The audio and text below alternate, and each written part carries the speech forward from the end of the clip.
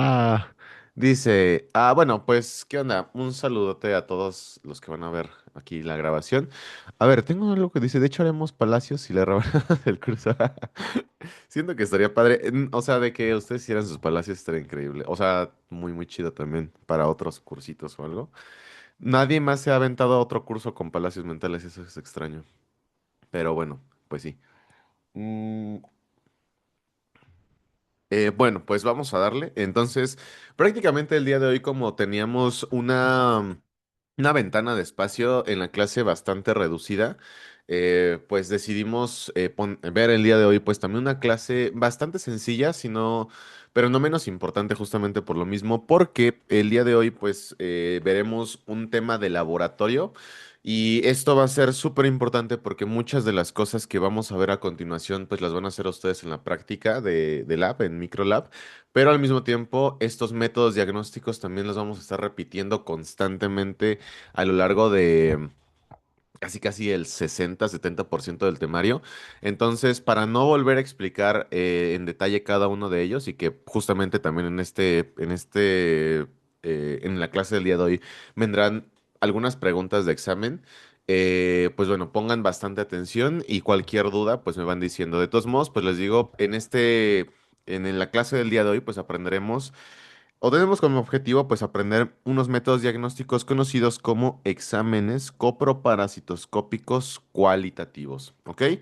Esto tiene un nombre bastante extraño, o sea, yo no sé, hasta parece trabalenguas, pero bueno, prácticamente de los métodos coproparasitoscópicos cualitativos tendremos estos cinco, ¿sale? El examen directo, el método de Schechter, de Willis, de Ritchie y de Faust, que prácticamente, pues bueno, el objetivo de nosotros es saber cómo funcionan, cómo se hace y cuál va a ser como su posible interpretación. Y eso va a ser súper importante porque pues a la hora ya de llegar al diagnóstico de los parásitos como tal, ya no vamos a explicar pues todo lo que veremos el día de hoy, sino que simplemente diremos, pues utilizaremos un examen directo, un método de Willis, un método de Faust, y ustedes ya sabrán pues qué implicaciones tiene el utilizar cada uno de estos métodos. ¿Va que va? Entonces, bueno. Pues tipos de métodos diagnósticos. Prácticamente nosotros tendremos, o así, vamos a agrupar los métodos diagnósticos en tres, ¿sale? Vamos a tener en primer lugar a los métodos diagnósticos cualitativos, que van a ser justamente aquellos que nos permiten identificar estructuras parasitarias. Vamos a tener a los cuantitativos que nos van a permitir determinar el número de parásitos en una muestra y también pues en una muestra.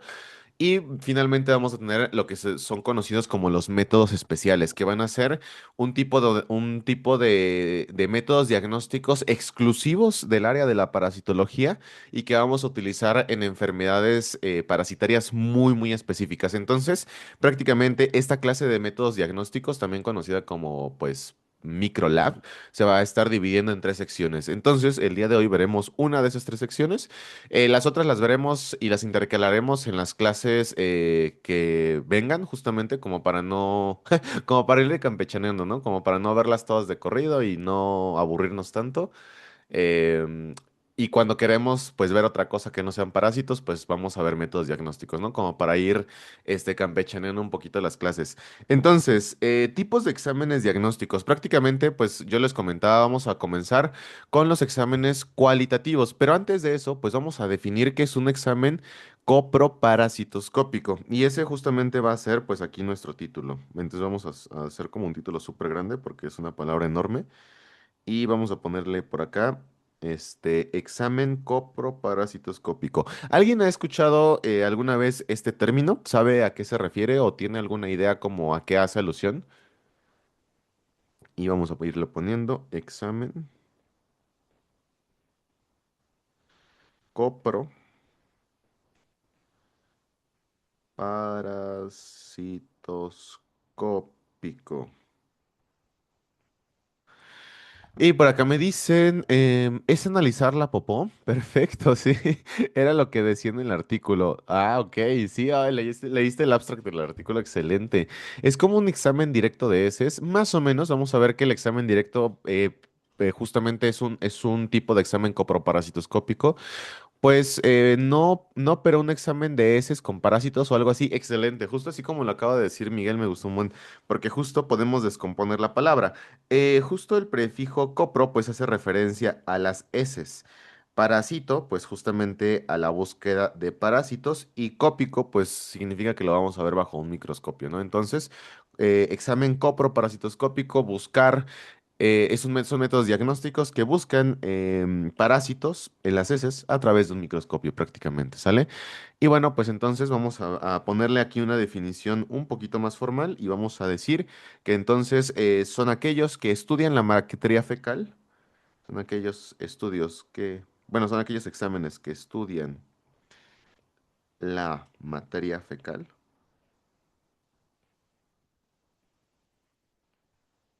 ¿sale? Para la búsqueda,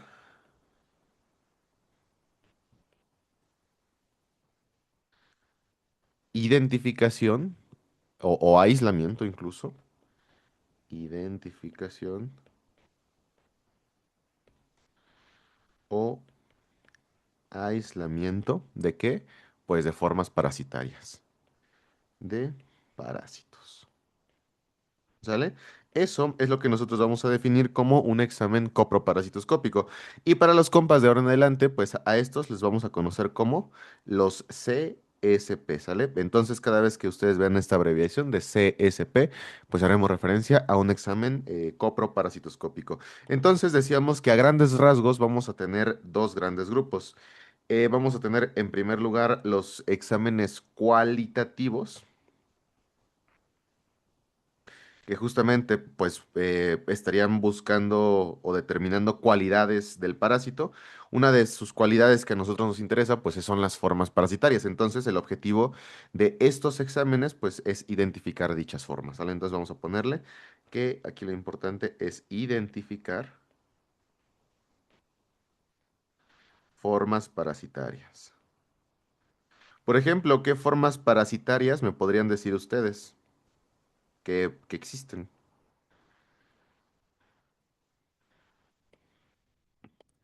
A ver, por ejemplo, de los trofozoitos, ¿cuáles son nuestras dos formas parasitarias? ¿La recuerdan? Tenemos, por ejemplo, no, esa no es una forma, bueno, cuando decimos formas parasitarias nos referimos, a ver, los trofozoitos, ¿cómo se pueden encontrar? ¿En qué dos fases? Fases o formas también son sinónimos. Pueden ser esto o lo otro. ¿Se acuerdan que habíamos dicho que había uno que era muy móvil, metabólicamente activo, una alta tasa de reproducción, pero que era muy lábil? Y por ejemplo, otro que era un poquito más, tenía una tasa de metabolismo bajo, no se podía reproducir, era inmóvil, pero era muy, muy resistente. Exacto, eso, por ejemplo, es el trofozoito, perfecto. Una de las estructuras de los protozoarios va a ser el trofozoito. O también, por ejemplo, podríamos tener al quiste, que es una de sus dos fases. Y por ejemplo, aquí Itzel me había dicho uno bueno, la larva y la sexualmente competente. Exacto. Y por ejemplo, de los helmintos y los gusanos, nosotros podemos encontrar la forma adulta, podemos encontrar la forma larvaria o incluso vamos a poder encontrar a los huevos, ¿sale? Entonces, prácticamente esas son las distintas fases que nosotros podríamos encontrar hablando tanto de los, de los protozoarios protozoarios y tanto de los helmintos. ¿Ok? Muy bien. Bueno, pues nosotros podríamos, mediante estos exámenes, identificar dichas estructuras. Por ejemplo, aquí me dicen, y el quiste ya es el que siempre se la pasa dormido. Sí, acuérdense. Eso ustedes se van a enquistar. La fase libre y la fase parasitaria. Perfecto. Bueno, a la fase libre y a la fase parasitaria ahorita no nos vamos a meter tanto porque como esto es un examen coproparasitoscópico, por ende siempre que va a estar detectando, en la mayoría de las veces. Bueno, no, esa es una mala pregunta. No, esa es una mala pregunta, olvídenlo. Porque, ¿saben qué? Yo les iba a decir, en la mayoría de las veces vamos a encontrar la forma parasitaria, pero algo que ocurre justamente con estas cosas es que nosotros podemos ver la forma de vida libre muy, muy patente en estos exámenes porque la forma de vida libre se libera junto con las heces. Entonces podemos encontrar dos. De hecho, vamos a encontrar en muchas ocasiones más la vida libre justamente porque son las que se van a desechar con las heces que la estructura parasitaria, porque la estructura parasitaria va a estar bien adherida a las paredes del intestino y casi va a ser, va a ser un poco menos frecuente que se desprenda y salgan, como si las estructuras que son como, este, que sí se pueden salir. Eso significa entonces que ¿qué vamos a encontrar con mayor frecuencia? Por ejemplo, quistes y huevos. Eso va a ser como lo que más nos van a arrojar como resultado los exámenes coproparasitoscópicos. De hecho, justo es al revés. Nosotros vamos a encontrar en mayor frecuencia en este tipo de exámenes a la fase de vida libre, ¿sale? Y por aquí me dicen la fase parasitaria y huevos. Ok. Pero más o menos me entendieron este último concepto, esa última parte que les explico. Siento yo que puede ser un poco confusa porque aún no hemos visto ningún parásito ni su ciclo de vida, pero si hay algún tipo de duda o así, me van diciendo. Pero por lo mientras, vi un pulgarcito arriba, entonces creo que todos vamos ok, ¿sale? Muy bien, entonces para eso van a servir en primer lugar nuestros exámenes cualitativos y también, por ende, vamos a tener a los cuantitativos.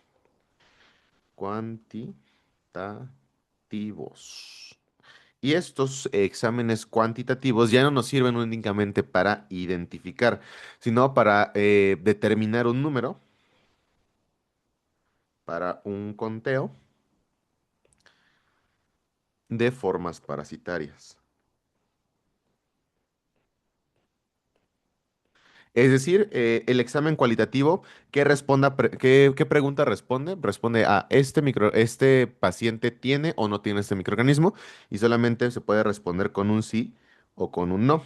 Y los exámenes cuantitativos, pues más bien responde a cuántos, por ejemplo, estructuras parasitarias, es decir, cuántos quistes hay, cuántos huevos hay, etcétera, etcétera, etcétera, ¿ok? Entonces, esto es bien importante porque ¿para qué creen entonces que nos vaya a servir, además de hacer el diagnóstico etiológico, un examen cuantitativo? ¿Para qué creen que nos sirva? ¿A qué les suena eso de poder determinar el número de algo y a qué otro, por ejemplo, este tipo de método diagnóstico se parece? No sé si les venga algo a la cabeza, algo muy familiar. Dice para el monitoreo terapéutico. Tienes bastante razón. ¿Por qué? ¿Me puedes explicar, Sof, por qué serviría para el monitoreo terapéutico?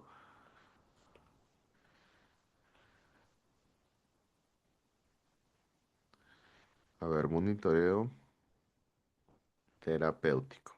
¿Sale? Dice aquí, para saber si el tratamiento está funcionando, exacto. Porque, exacto, para ver la gravedad o la severidad de la enfermedad. Súper. Es como una PCR, exacto. Justo una PCR normal sería como el cualitativo. ¿Sale? Y una PCR cuantitativa, una QPCR, sería como el cuantitativo, ¿sale? Entonces, bueno, pues más o menos esa justo es la misma lógica. Entonces, pues efectivamente los cuantitativos nos pueden decir qué tan grave es el paciente, porque si nosotros tenemos más formas parasitarias, significa que hay más parásitos dentro de nosotros y por lo tanto, pues eso se asociaría a una enfermedad mucho más grave porque no estamos controlando pues la reproducción de estos microorganismos, ¿ok? Dice, también sirve para estimar la intensidad de la infección, perfectísimo. Y dice, yo en el eurocultivo. Dice, si tú das un tratamiento, debería de reducirse. Perfecto, justo. Si tú das un tratamiento que está funcionando, pues este conteo de formas parasitarias debería de disminuir en lugar de aumentar. Por ejemplo, si aumenta, ¿ustedes qué pensarían del tratamiento o del microorganismo? ¿Qué podría ser alguna de las interpretaciones? Digan ustedes.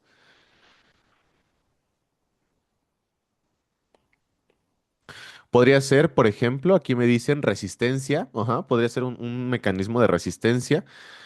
O la otra, pues sí, más que nada habla de un mecanismo de resistencia ajá, al fármaco. O que el fármaco por alguna, sí, justo por alguna razón no está funcionando. Muy bien.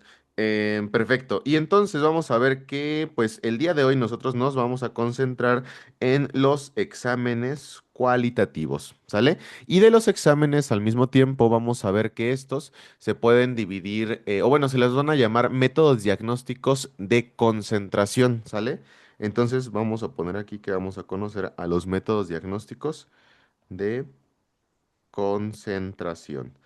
¿Por qué se le conoce de esta manera a estos métodos diagnósticos? Bueno, porque el objetivo de justamente estos métodos va a ser concentrar el mayor número de formas parasitarias posibles para aumentar la probabilidad de identificarlos y también de contarlos. Entonces, justamente ese es su fundamento. Aumenta la concentración de estructuras parasitarias y de esa manera al mismo tiempo pues aumenta la probabilidad de identificarlos en las muestras. Y entonces, cuando pues nosotros tenemos este objetivo de decir, oigan, pues yo intuyo que este paciente, que este niñito está sometiéndose a una infección parasitaria, lo que hacemos pues justamente es, oigan, pues podemos utilizar un método de concentración, que es decir, si yo agarro la popó de este niño y si en realidad tiene un parásito, lo que yo debería de ver, un parásito intestinal obviamente, lo que yo debería de ver pues es justamente estructuras parasitarias características pues de algún agente etiológico que dé, por ejemplo, una enfermedad similar a la que tiene mi paciente, ¿sale? Y pues entonces yo digo, para aumentar, yo puedo utilizar un método de concentración, someter las heces del paciente a un método de concentración para aumentar em, la concentración de estas estructuras en una determinada parte de la muestra y de esa manera pues aumentar la probabilidad de identificar dicha estructura y entonces pues hacer más sensible el método diagnóstico. Y de esta manera es que los métodos de concentración pueden dividirse en dos, en los métodos de flotación y en los métodos de sedimentación. Y vamos a explicarlos muy, muy a fondo. Entonces primero vamos a tener del lado de arriba a los métodos de flotación. Y la verdad es que son bastante, bastante sencillos. O sea, solo hay que meterle un poquito de coco y nosotros los vamos a entender a la perfección. Entonces aquí nosotros vamos a tener a los métodos de flotación. Como su nombre lo dice, pues los métodos de flotación tienen como objetivo principal hacer que las estructuras parasitarias floten. ¿Sale? Y queden pues en la superficie de la muestra. Eso es bien importante. Entonces, ¿ustedes cómo saben que un objeto va a flotar en el agua? O sea, ¿cómo están seguros de que una piedra se va a hundir, por ejemplo, y un cubo de hielo se queda flotando? ¿Qué característica hace que un sólido flote en un líquido? ¿Saben qué es? Por su peso. No tiene que ver tanto por el peso. Por ejemplo, ¿por qué el aceite se queda arriba? O no, porque el aceite era abajo, ¿no? Porque, o no. Sí, ¿no? No, era arriba, ¿no? Ajá, es la densidad, exacto. La densidad es lo que determina qué va a flotar, que un objeto flote o no en el agua, ¿sale? O en un líquido en general. Entonces, ¿qué es lo que flota? ¿Un objeto menos denso o más denso que el líquido? Menos denso, ¿no? Ujú, un objeto menos denso es el que va a flotar, entonces la densidad del objeto debe ser menor a la densidad del líquido. Entonces lo que utilizamos nosotros en los métodos de flotación, ¿qué se imaginan? O sea, ¿ustedes qué utilizarían? No me digan qué sustancia, pero más o menos qué utilizarían para que puedan flotar las estructuras parasitarias, sabiendo que son estructuras pues algo densas. ¿Qué utilizarían? A ver, por aquí me dicen. Una sustancia más densa, exacto. Entonces, justamente ese es el fundamento, eso que ustedes acaban de decir, es el fundamento de los métodos de flotación. Utiliza soluciones de alta densidad para concentrar las estructuras parasitarias en la superficie de nuestros tubitos de ensayo, en donde lo vamos a hacer. Entonces vamos a ponerla aquí, ¿sale? Que el fundamento es que utiliza soluciones de alta densidad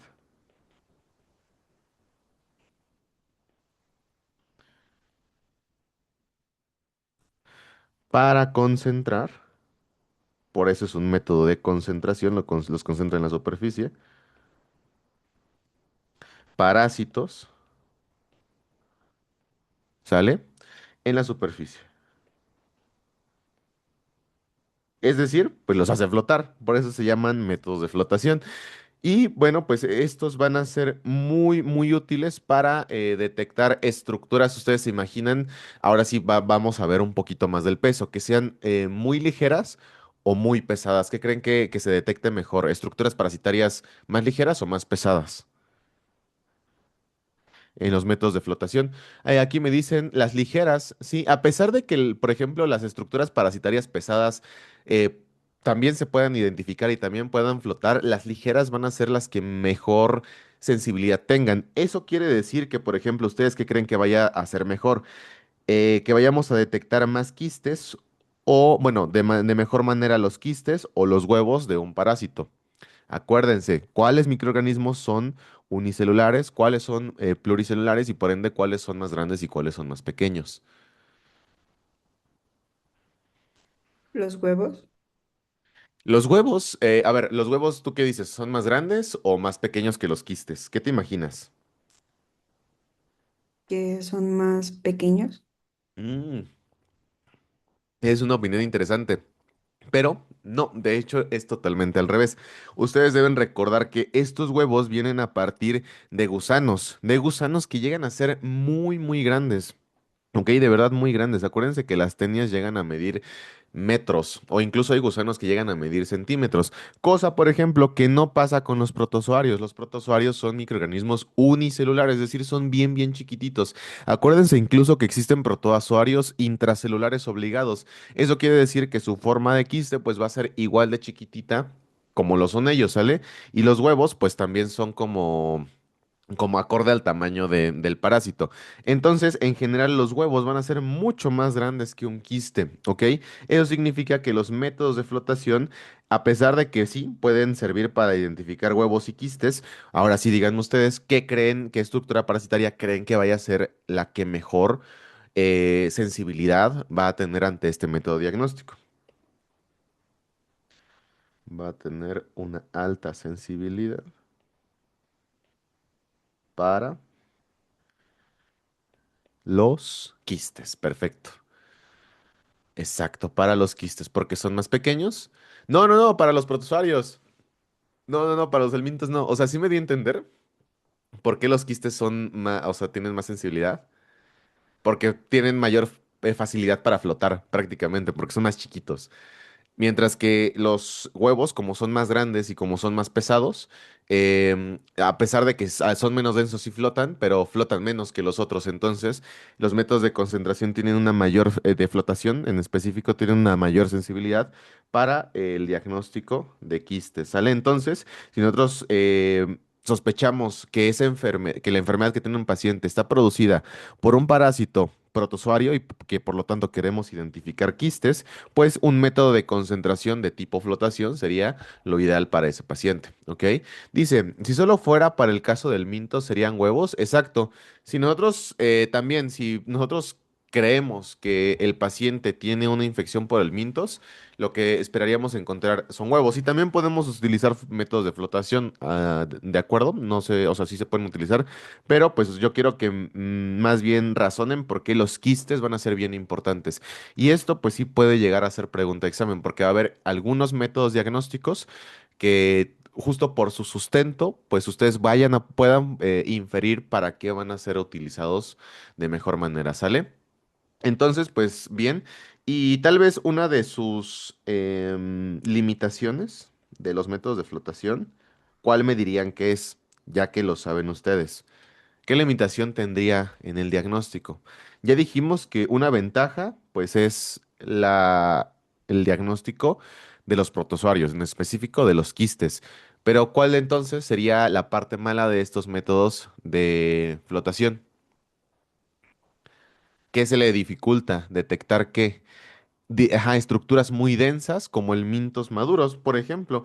Bueno, de hecho, sí, los helmintos maduros o adultos Son súper difícil que los vayas a encontrar en las heces porque acuérdense que tienen justamente ventosas, ganchos que les van a permitir adherirse a las paredes de nuestro intestino. Entonces, a menos que nosotros tengamos una diarrea explosiva, la de que saquemos todo lo que está dentro de nuestro intestino, no los vamos a poder sacar. Están muy, muy pegados. Por esa razón es que es muy difícil llegar a ver el miltos maduros en las heces. Claro que lo puede haber, pero pues es muy, muy raro y casi no pasa, ¿sale? Por esa razón no hablamos tanto ahorita del mintos adultos ni de larvas, porque casi no las vemos. Sin embargo, pues la limitación que yo les diría es que tiene o su sensibilidad baja con huevos del mintos que son pesados, ¿ok? Característicamente, por ejemplo, los huevos de las tenias llegan a ser pesados. Entonces, si ustedes piensan que su paciente tiene una tenia, algo que no pueden hacer ustedes porque puede bajar la sensibilidad, es utilizar un método de flotación para hacer ese diagnóstico, ¿ok? Entonces, pues mejor no, esas son las limitaciones. Dice, antes cuando no te daban, no te desparasitaban, si salían, ¿no? Bueno, pero es que una de dos, o de plano ya tienes muchísimos, muchísimos adultos, tantos para que ya salgan, o no, prácticamente es eso, sí, o tienes muchísimos, o te salió ahí uno porque se puso tarugo y no se agarró bien a tu intestino. O sea, no hay de otra, la verdad. ¿Sí? Cuando te desparasitan. Bueno, sí, cuando te desparasitan, justo como te matan el chochito ese, pues ya cuando se muere ya no se queda adherido y justamente todo el gusano sale por las heces. Eso sí, pero ya cuando está muerto. Y sí, sale, pero ya muerto. Pero vivo, ni de chiste lo podemos atrapar, ¿sale? A menos de que él se descuide demasiado. Bueno, esos serían en primer lugar los métodos de flotación y en segundo lugar y también de manera complementaria tendríamos a los de sedimentación, ¿sale? A los métodos de concentración de tipo sedimentación. Y es un poquito lo contrario, prácticamente si en este caso nosotros queríamos concentrar las estructuras parasitarias en la superficie de de nuestro tubito, pues en los métodos de sedimentación es lo contrario. Nosotros vamos a hacer que las estructuras parasitarias se queden en el sedimento o en la base, pues, de nuestros tubitos. Entonces, prácticamente, ¿qué hacen estos métodos de sedimentación? Tienen el objetivo de que los parásitos se sedimenten, se sedimenten, es decir, que queden al fondo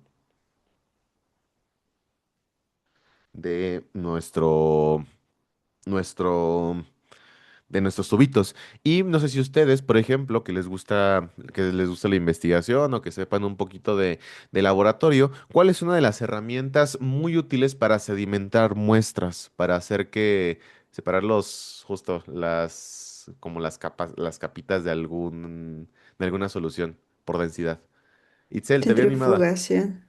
Exacto. Entonces, estos métodos de sedimentación, lo normal es que utilicemos una centrífuga, ¿ok?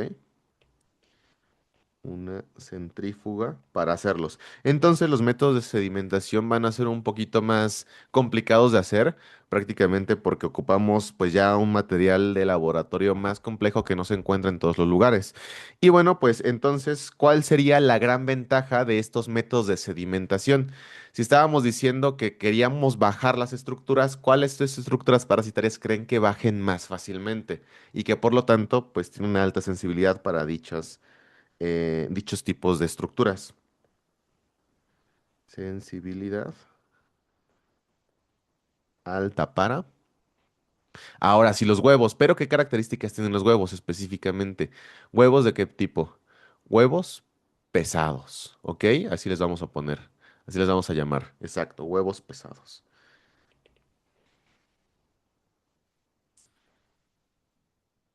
Muy bien.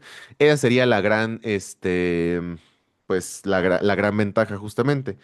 Y bueno, también incluso no se quedan atrás, también sirven para para los quistes, sin lugar a dudas, Pero bueno, lo padre de estos métodos es que los huevos pesados son bastante útiles. Entonces, por ejemplo, diríamos que en general los de flotación sirven mejor para los protozoarios y los de sedimentación sirven mejor para los helmintos, si se dan cuenta, ¿sale?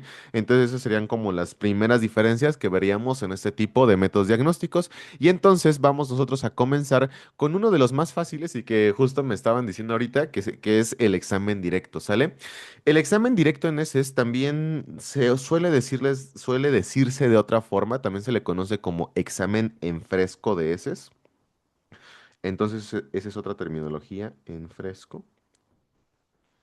Y prácticamente lo que veremos ahorita, pues será el cómo se hacen y cuál es el sustento de este examen directo en heces. A ver, el examen directo en heces, primero que nada, va a ser un examen cualitativo. Recuerden que estamos en esta sección. Cualitativo. ¿Sale? Y bueno, ¿cuál es la utilidad o cuál es la función o el objetivo de este examen directo en heces? Vamos a ponerle por acá. Utilidad.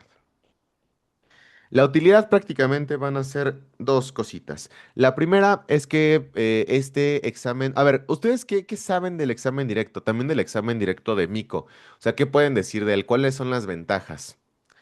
De manera así súper resumida. ¿Qué podrían decir que un examen directo tiene de ventajas sobre otros tipos de métodos diagnósticos? Por ejemplo, que no es invasivo, eso me gusta. Ujú, no es invasivo. Bueno, de hecho, ninguno de estos van a ser invasivo porque son de heces. Entonces, otro tal vez, esa es una buena, no es invasivo, es rápido. Ok, ¿qué otra cosa? Por aquí me dice, podemos ver la morfología del bicho, identificar estructuras. Ok, pero en eso lo podemos hacer en todos los métodos diagnósticos, entonces no es algo como súper específico de este. Vemos estructuras parasitarias, sí, sí las vamos a ver, pero no es algo específico de este tampoco. Vamos a ver aquí, es barato, efectivamente, porque ocupa bien poquitos materiales. Es barato, es rápido y además es bueno, barato, rápido y también es sencillo, o sea, no ocupa muchos pasos. Entonces, es un método que prácticamente, ajá, cualquiera persona lo puede hacer y tampoco se ocupe demasiada cosa. Y de hecho, pues ustedes van a hacer bastantes de estos. Y pues fíjense que la utilidad de este examen directo en heces, más allá de identificar estructuras parasitarias, una de sus características es que permite identificar estructuras parasitarias móviles. ¿Cuáles creen que sean esas estructuras parasitarias móviles a las que nos vamos a referir nosotros? Permite identificar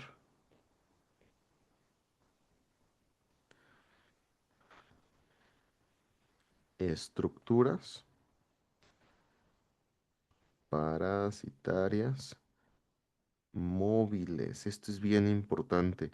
¿Qué estructura parasitaria así móvil ustedes conocen que creen que pueda salir? Efectivamente, trofozoitos, sarcomastido, unos sarcomastigóforos, ¿no? Sí, de hecho, pues justo los trofozoitos van a ser las estructuras parasitarias que nosotros vamos a poder identificar en los exámenes directos en heces. Sucede, por ejemplo, que cuando nosotros tenemos otro tipo de exámenes, cuando agregamos, por ejemplo, algún compuesto diferente al agua, que aquí vamos a ver que se utiliza bastante, los trofozoitos se mueren y pueden destruirse porque recuerden que son sumamente lábiles y además pierden su movilidad. Entonces, si nosotros queremos ver trofozoitos, y específicamente pues alguno que se mueva, pues el examen directo será el que más nos va a ayudar. Eso no significa que también nos sirva, por ejemplo, para identificar quistes o también para identificar huevos. Pero pues lo característico es que a diferencia de los que vamos a ver a continuación, pues nos va a permitir ver estas estructuras parasitarias móviles, ¿sale? Y bueno, prácticamente también hablaremos de las limitaciones, entonces un cuadrito más, vamos a poner abajo. ¿Cuáles son las desventajas de este método diagnóstico? Prácticamente va a ser dos. Una es que no permite una identificación tan detallada, justamente como se ve conforme va saliendo la muestra, pues muchas veces tiene muchos, ¿cómo se le llaman a las basuritas cuando se ven en el microscopio? Se me olvidó, artefactos. se les dice, ¿no? Si es así, me confirman, si no, me desmienten. Pero bueno, sucede que cuando vemos las heces en el microscopio muchas veces traen restos de comida, sí, muchos restos de comida, así como coso. Entonces, a eso les conocemos como artefactos. Ah, justo ya me dijeron. Justo le conocemos como artefactos. Entonces, muchas veces estos artefactos llegan a confundirse, incluso gotitas de grasa, etcétera, con estructuras parasitarias. Entonces, bueno, pues es una de las grandes limitaciones. Como no tiene un procesamiento bastante amplio, pues esta muestra viene con un montón de ruido y esa es una de las limitaciones, ¿sale? Entonces, no permite una identificación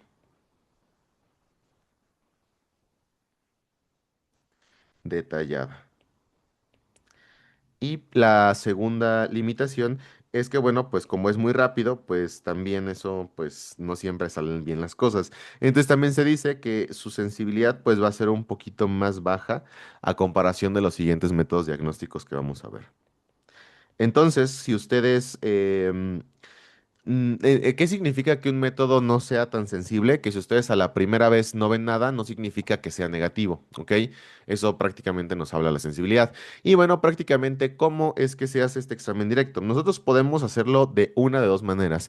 Primero, vamos a nosotros elegir la muestra. Podemos utilizar ya sea una muestra de Lugol o una solución de Lugol o una solución fisiológica, ¿sale? Puede hacerse de las dos maneras.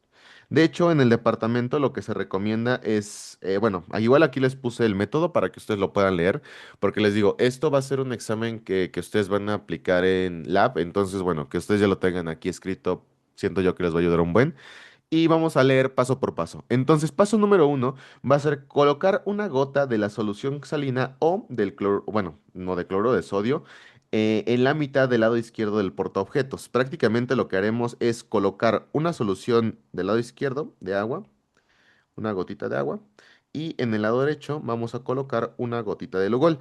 Estas dos gotitas las vamos a poner una al lado de la otra para obtener la muestra en ambos, en ambos líquidos y de esa manera poder contrastar una por sobre la otra.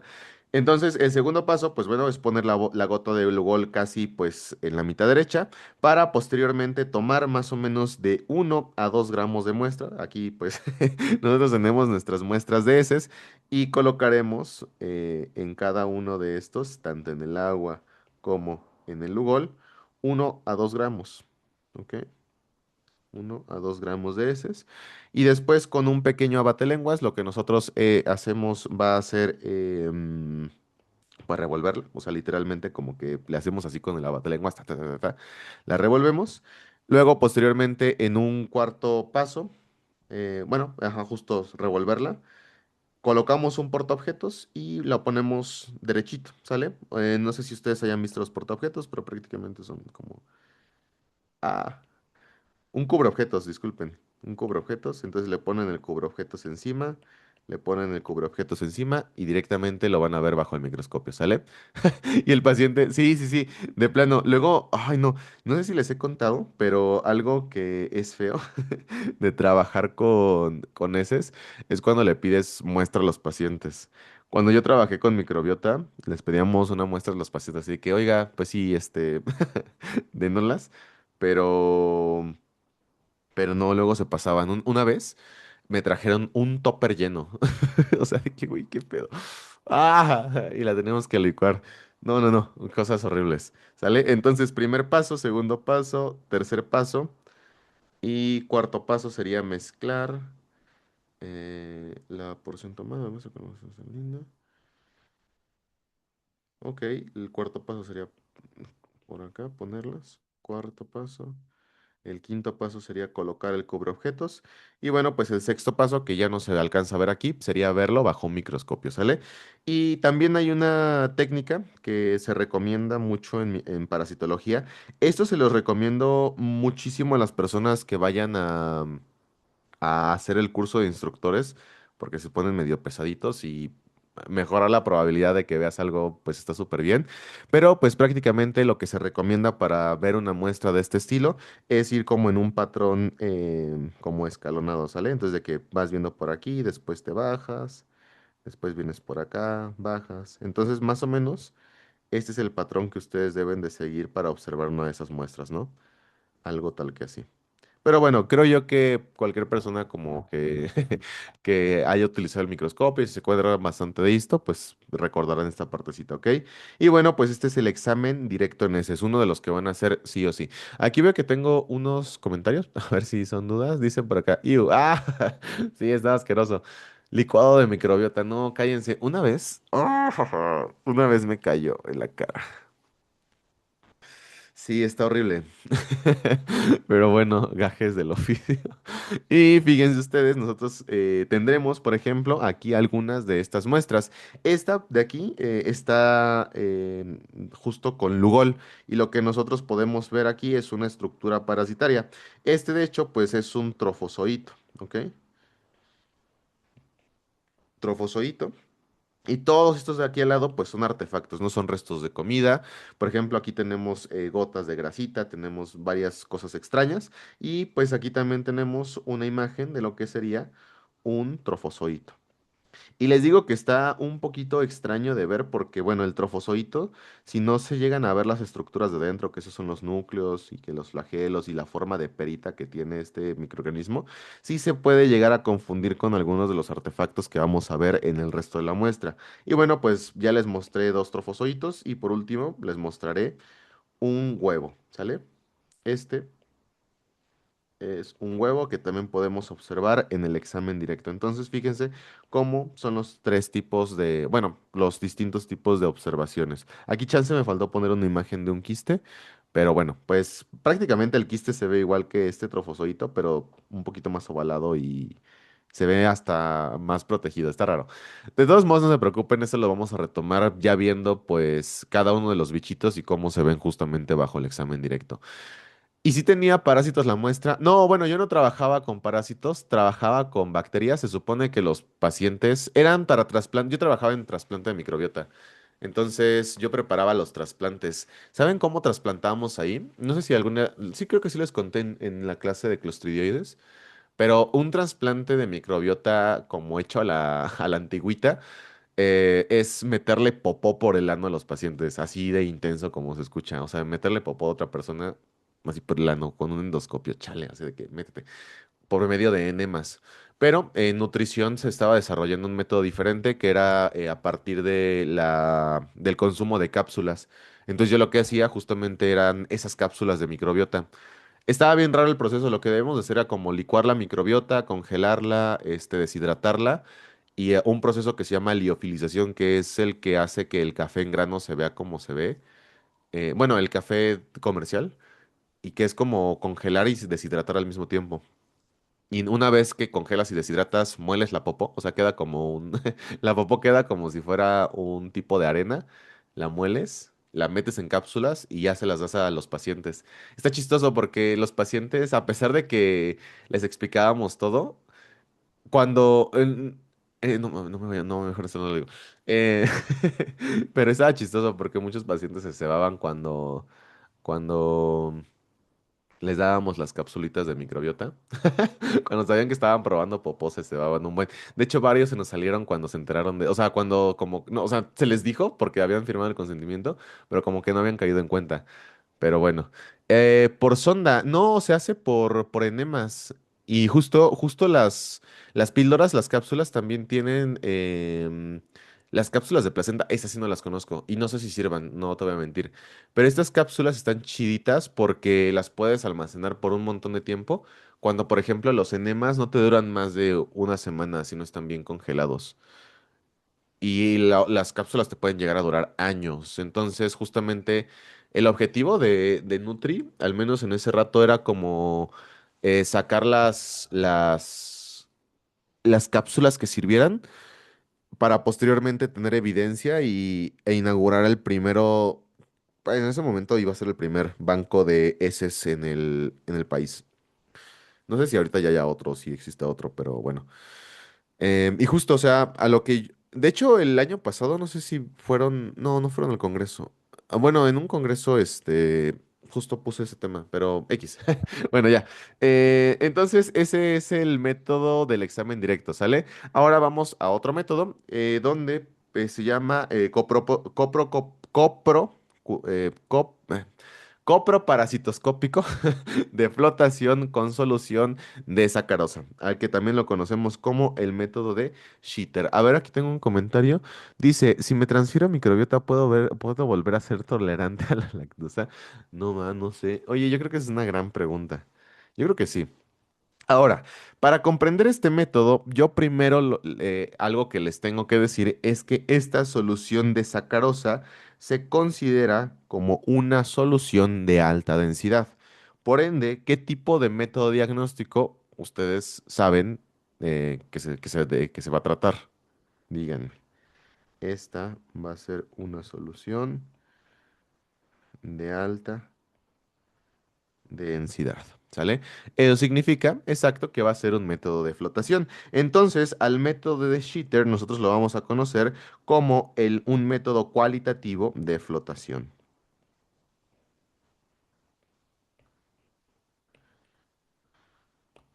Cualitativo es de flotación. Vamos a poner aquí cuál es la utilidad de este método diagnóstico. ¿Cuál decíamos que era su principal utilidad? ¿Se acuerdan? No vean antes, no vean antes, no vean atrás. Eso no se vale. Ah, está escribiendo con una pluma muy delgadita. No me he dado cuenta. ¿Cuál es la utilidad que decíamos de estos? Exacto, ver los quistes. Entonces, vamos a ponerle aquí que número uno es para observar quistes.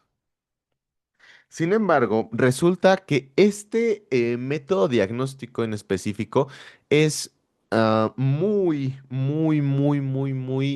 importante para hacer el método diagnóstico, sí, de quistes, pero de unos quistes muy en específico, de una especie de microorganismos muy en específica, ¿sale? Esas especies, de hecho, van a ser pregunta de examen, generan unos quistes con otro nombre diferente. De hecho, a estos quistes diferentes les vamos a conocer como oquistes, ¿sale? Y estos oquistes pertenecen a tres protozoarios diferentes que generan la misma enfermedad y, bueno, son considerados como del mismo grupo, son considerados dentro del grupo de los coccidios o de las coccidias. Y entonces, pues bueno, resulta que este método de Scheiter de flotación con solución de sacarosa, pues es muy útil para la identificación de estos tres microorganismos. Primero empezaremos con el microorganismo conocido como Cryptosporidium. Después vendremos con el que se llama Ciclospora. Y finalmente terminaremos con el que se llama cicloisospora,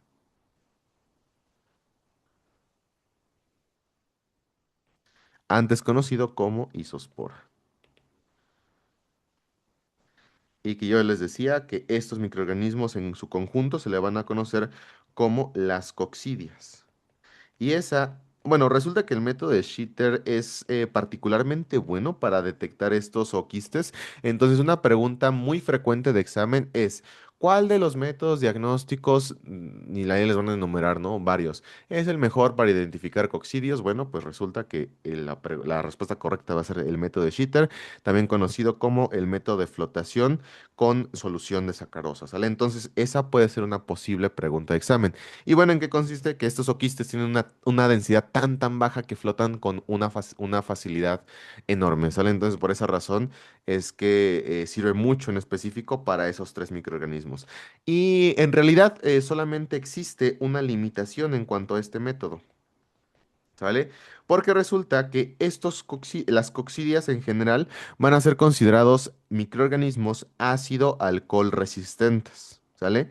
Entonces, para su identificación ocupamos de una tinción. Son ácido alcohol resistentes débiles. ¿Cuál entonces sería la tinción más adecuada para poder ver a estos microorganismos? A ver, ¿qué me dicen ustedes? La de Sil Nielsen. No, la de Sil Nielsen sirve muy bien para ácido alcohol resistente normal. Exacto. Pero hay una que sirve muchísimo para ácido alcohol resistente débil. ¿Saben cuál es? Si no, no se preocupen, pero estamos hablando de la tinción de Kim-Yun. Kim-Yun es una tinción. Kim-Yun. Le puse Kim-Kun, le puse, pero Kim-Yun. Es una tinción que ayuda bastante a identificar microorganismos ácido alcohol resistente débiles.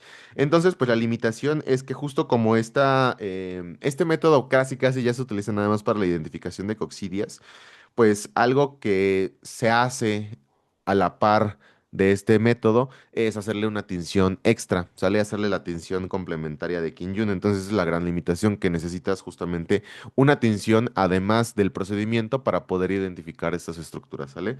Entonces vamos a poner requiere la tinción de Kim-Yun. Entonces, bueno, pues vamos a leer prácticamente cómo es el método de Shitter y cómo se va a ir haciendo paso por paso. Entonces, paso número uno, con una batelenguas, nosotros vamos a homogeneizar alrededor de 1 gramo de materia fecal con solución de sacarosa. Entonces, ¿qué hacemos? Prácticamente, pues sí, con una batelenguas, esto lo van a hacer ustedes con popó de verdad. Entonces, prepárense. Van a sacar 1 gramo de popó. Ya me contarán cómo son sus historias. Y además van a combinarlo con la solución de sacarosa, que ya hemos dicho que esta solución de sacarosa es de alta densidad. Entonces, lo que esperaríamos, bueno, además de ponerlo, ese sería el paso número uno, ¿sale? Agregar ambas partes. Luego, paso número dos, mientras se continúa mezclando con el abatelenguas, agregar más solución, bueno, de sacarosa hasta llenar el recipiente. Entonces, prácticamente lo que haríamos en este paso número dos ya sería, pues, comenzar a llenar todo nuestro tubito y al mismo tiempo pues lo estamos revolviendo, ¿sale? Con el abatelenguas estamos girando, girando, girando, girando, o sea, como mezclándolos, mientras al mismo tiempo le ponemos la solución de sacarosa. Eso va a hacer que se homogenice y que toda la muestra pues quede distribuida a lo largo de toda nuestra solución, ¿sale? Después, en el tercer paso lo que hacemos es colocar, bueno, lo importante también en este segundo paso es que el agua, la solución, no es agua, la solución de sacarosa debe de llegar hasta o sea, hasta el borde, hasta el borde, hasta el borde de, de nuestro tubo de ensayo. ¿Por qué? Porque ahora viene lo interesante. ¿Dónde se imaginarían ustedes que van a estar todos, todos, todos, todos los quistes o los oquistes en esta solución de Shitter? Díganme. ¿Dónde los encontraríamos distribuidos? Exacto, estarían flotando, estarían por acá arribita. O sea, ya todos estarían acá porque esta solución es muy densa y entonces los hace flotar.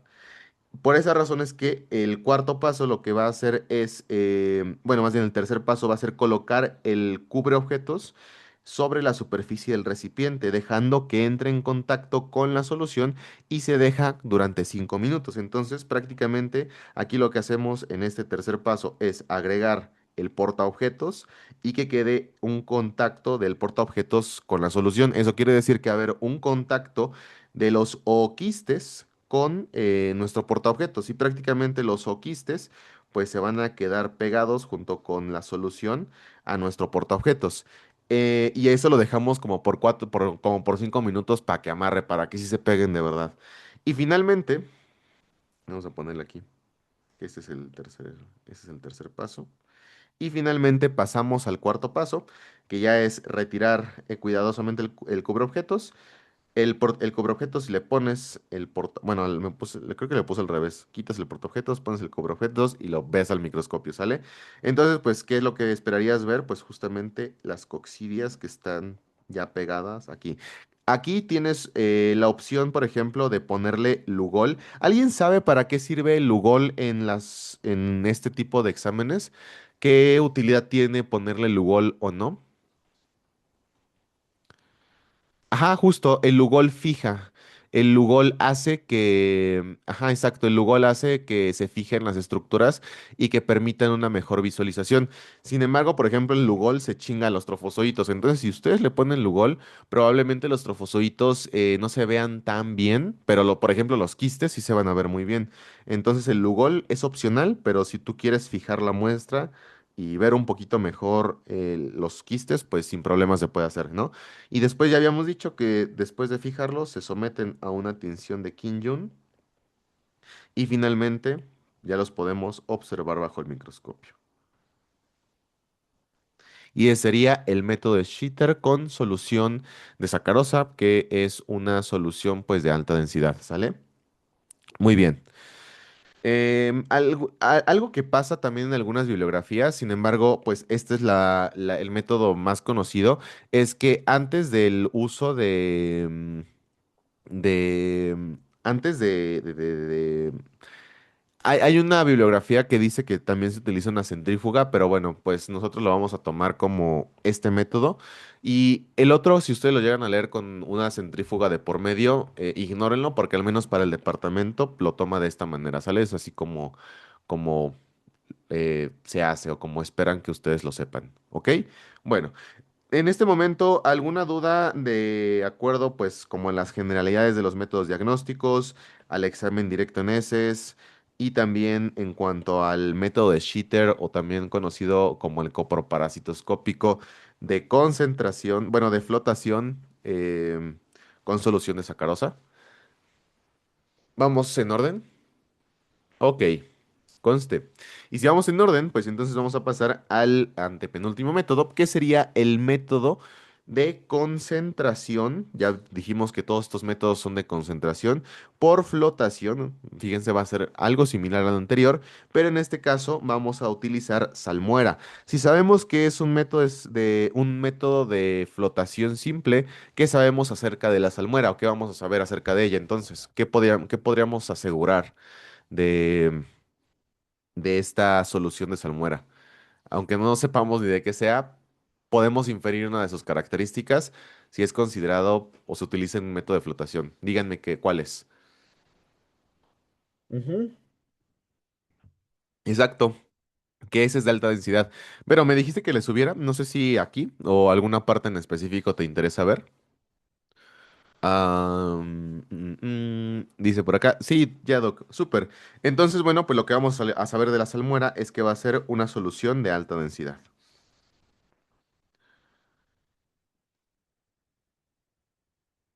¿Sale?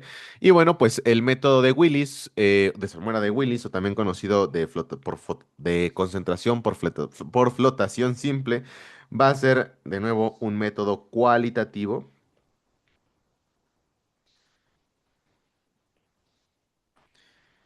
Va a ser un método de flotación.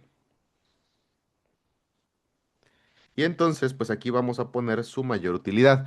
¿Cuál me van a decir ustedes que va a ser la mayor utilidad de este método? Ya que sabemos un poquito de los principios sobre estos em, métodos diagnósticos. ¿Cuál creen que sea el principal objetivo del método de salmuera de Willis? Identificar qué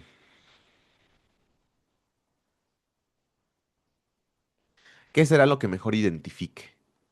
Quistes, perfecto. ¿Por qué quistes, Sof? Quistes y también huevos, pero principalmente quistes, ¿ok? ¿Por qué principalmente quistes? Porque los quistes, habíamos comentado, son de menor densidad, flotan de una manera bastante, muy fácil y por esa razón es que los quistes van a ser muy importantes en la identificación de este microorganismo. Dice, Doc, ¿estos no sirven para parásitos intracelulares? O sí, porque solo identifica quistes y huevos, pero entonces cada quiste o huevo eh, es diferente entre especies. A ver, dice, Doc, estos no sirven, no sirven para parásitos intracelulares, ¿o sí? Porque solo identifica quistes y huevos, pero entonces cada quiste o huevo es diferente entre especies. Sí, justo, justo, como tú dices, estos métodos, en general, por ejemplo, el de salmuera de Willis, no va a ser muy útil para la identificación de microorganismos intracelulares, porque justo, o sea, no tiene una tinción de por medio. Si hay una tinción de por medio, Chance sí, pero si no hay una tinción de por medio, pues ni de broma vamos a poder ver estructuras intracelulares, ¿ok? Entonces más bien depende con qué combines los resultados o bajo qué condiciones lo veas en el microscopio. Porque, por ejemplo, si tú a uno de estos métodos le pones una tinción que permita ver estructuras intracelulares, pues chance ahí sí te permite verlo, pero tal cual y así, sin agregarle nada, pues diríamos que no, no sirven demasiado para ver estructuras de ese tipo, ¿sale?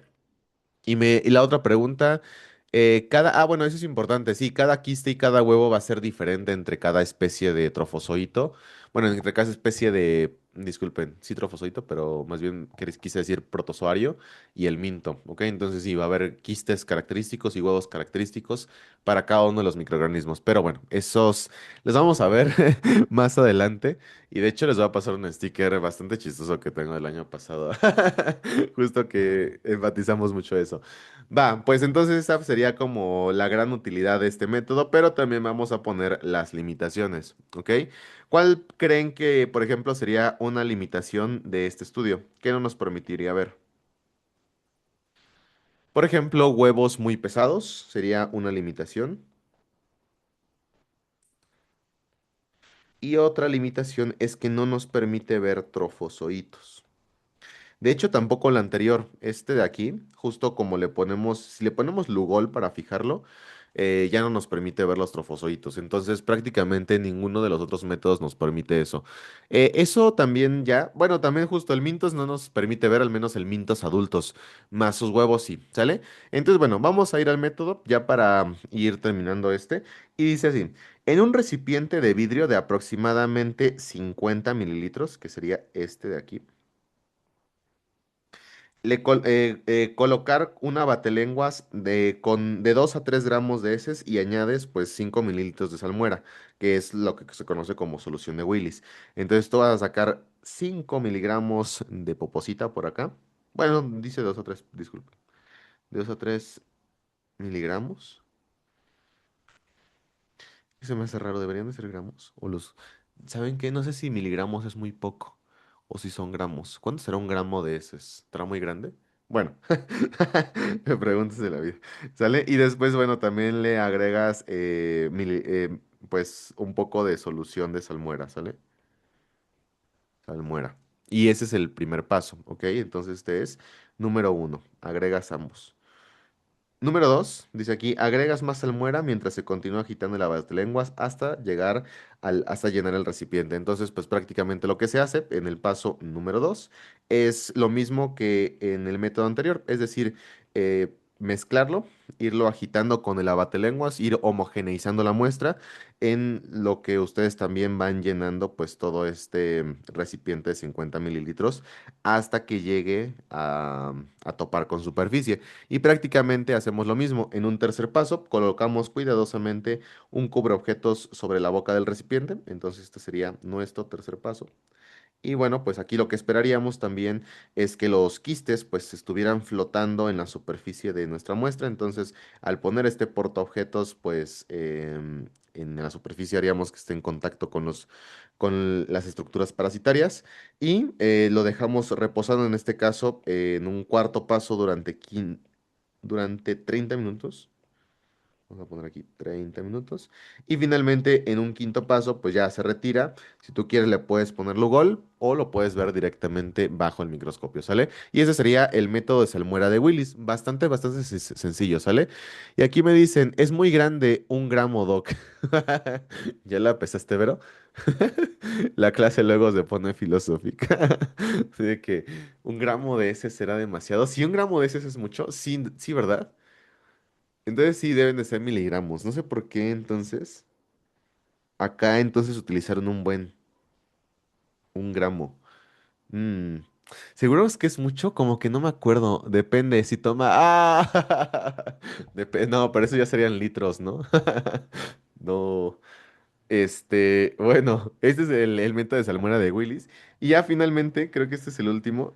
Ah, bueno, es el penúltimo. Vamos a pasar a conocer el método de Ritchie, ¿ok?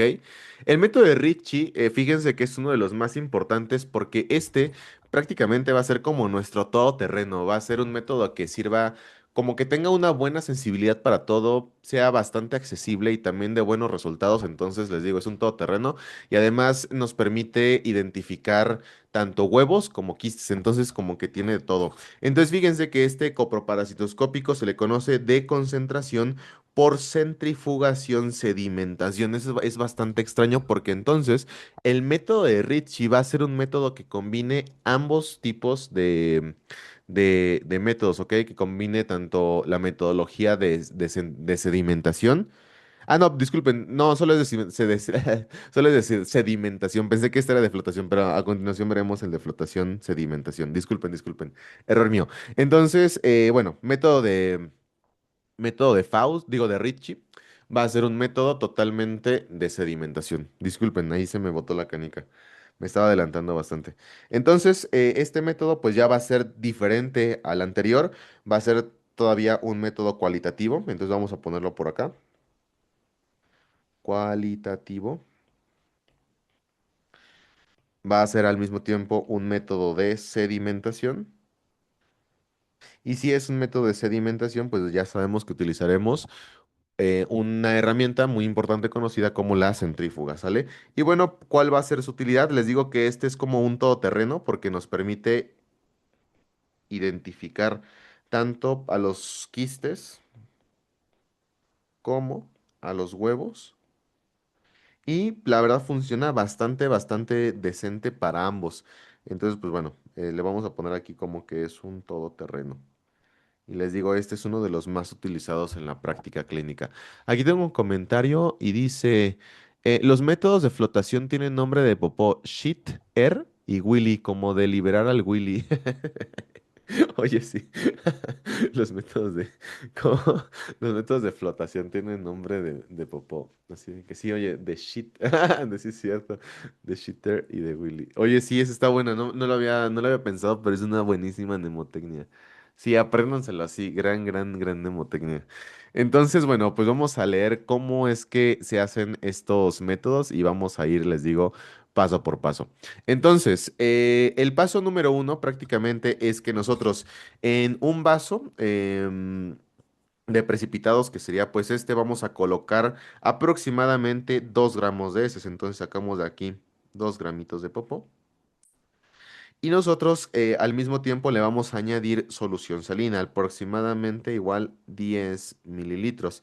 Y empezamos a homogeneizar la muestra, es decir, nosotros la vamos a revolver. Ese sería nuestro primer paso. Después, en un segundo paso, nosotros pasaríamos justamente esta suspensión, que pues ya sería como la mezcla de todo, a través de una malla de alambre. Algunas veces también se llega a utilizar algún tipo de venda. Bueno, lo que se hace es colocar una malla de alambre o una gasa encima de un embudo. Entonces lo que hace, pues justo es que la gasita, esta que vemos por aquí, pues saben que las gasas como que son de tela, ¿no?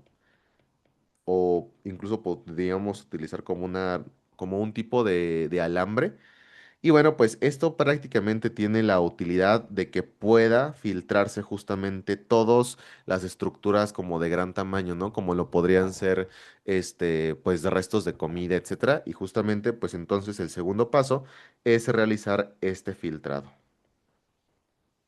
Entonces el segundo paso, pues, es filtrar la solución y entonces nosotros ya en este nuevo tubo pues tendríamos una solución filtrada. Entonces, una vez que nosotros tenemos esta solución filtrada, un tercer paso es meterla a la centrífuga. Entonces vamos a pasarlo hasta nuestra centrífuga. Aquí pues bueno, se dice en la literatura que pueden ser de 2000 repeticiones por minuto durante un minuto. Entonces ustedes van a dejar un minuto su muestra y una vez la saquen, díganme ustedes cómo creen que vaya a salir, qué es lo que caracteriza a una centrífuga, dónde deja el material más denso y dónde deja el material, bueno, más pesado más bien, aquí sí es por peso, dónde deja el material más pesado y dónde deja el material más ligero. Exacto, el más pesado lo deja abajo y el más ligero lo va a dejar un poquito más arriba. Y aquí tengo algunas preguntas. Dice por acá. Pero si los quistes son de baja densidad, entonces también es útil este método. Sí, a pesar de que los quistes sean de baja densidad, no quita que tengan algo de densidad, ¿me entiendes? Entonces, a pesar de todo, los quistes pesan. y como pesan, van a quedar hasta de las cosas más hasta abajo, ¿sale? Pero no van a quedar tan hasta abajo como los huevos pesados. Entonces, sí sirven, pero no van a servir tanto, ¿ok? Entonces, pues sí. Me dicen por acá también, exacto, lo más denso o lo más pesado va hasta abajo. Entonces, justamente las estructuras más densas que podrían ser, pues, desechos de comida, pues algunas cosas extrañas, pero además, por ejemplo, también podrían ser huevos, ¿no? Aquí vamos a ejemplificarlo con huevos porque sirve más para esto, ¿no? Vamos a tener huevos grandes de algunos helmintos y posteriormente, pues arriba ya tendríamos lo que sería el resto de los elementos que pesan menos, ¿no? Y bueno, pues tras haberlo sacado de esta centrífuga, lo que nosotros haríamos a continuación este fue el cuarto paso, la sacamos. Bueno, lo sacamos y lo decantamos. ¿Saben qué es decantar? Decantar prácticamente es como tirar toda el agua restante y quedarnos únicamente con el pellet. El pellet es prácticamente esto que queda, o sea, como todo lo que queda abajito, pellet, y nos quedamos únicamente con el pellet. Entonces, una vez que nos quedamos con el pellet, lo que hacemos a continuación es, tenemos esto por aquí, déjenme como duplicarlo. Tenemos, ya nosotros decantamos, eso quiere decir que retiramos el agua restante y nos quedamos solamente con el sedimento. Lo que hacemos a continuación es agregar dos soluciones con las que vamos a trabajar. Una de ellas va a ser el formol, que es este de aquí. Y la segunda va a ser el éter, que es el de la izquierda, este de por acá. Entonces lo que hacemos a continuación con el sedimento que nos queda es agregar formol. Nosotros vamos a agregar el formol y lo dejamos reposar durante 10 minutos. Entonces eso es lo que hacemos. Y listo. Y después de que nosotros dejamos reposar estos 10 minutos después de agregar el formol, añadimos el éter. ¿Cuánto vamos a añadir de éter? Aproximadamente creo que son 5 mililitros. Y una vez agregamos el éter, nosotros vamos a agitar la muestra. ¿Sale? Y la dejamos así agitándose durante 30 segundos, más o menos, ¿sale? Y una vez nosotros pues ya le pusimos el formol, lo dejamos reposar, le pusimos el éter y lo agitamos. Una vez que le ponemos el éter y lo agitamos, ¿qué creen que pase con este fluido? Todavía, bueno, con este fluido, no, con esto, o sea, ¿va a seguir siendo así? ¿O cómo va a ser ahora?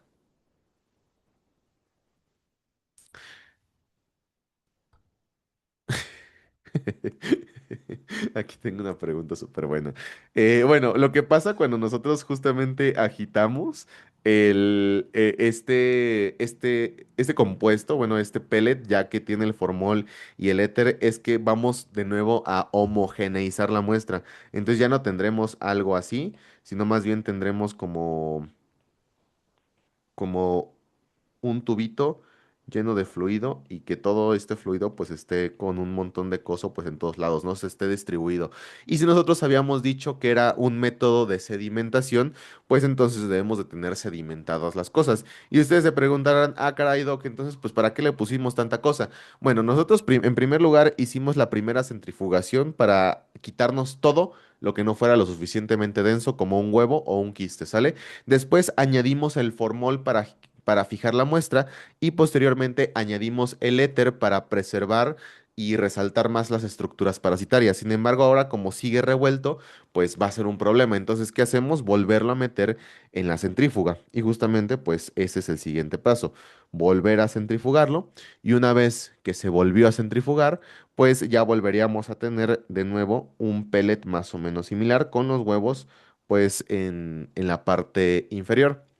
Y entonces, bueno, pues una vez que se centrifuga, se saca pues la muestra, se va a sacar con líquido, entonces lo que se debe de hacer es decantar el sobrenadante, así se le llama, decantar el sobrenadante, se queda únicamente con el sedimento y bueno, pues ¿qué es lo que sucede? Con una pipeta Pasteur sacas una gotita del sedimento y la pones en el portaobjetos, ¿sale? Y una vez en el portaobjetos, pues le pones el cubreobjetos, la ves bajo el microscopio y listo. O sea, ese es el método de Ritchie. Y aquí tengo una pregunta muy buena y me dice, ¿por qué no usamos PCR, Doc? Más sencillo, ¿no? Bueno.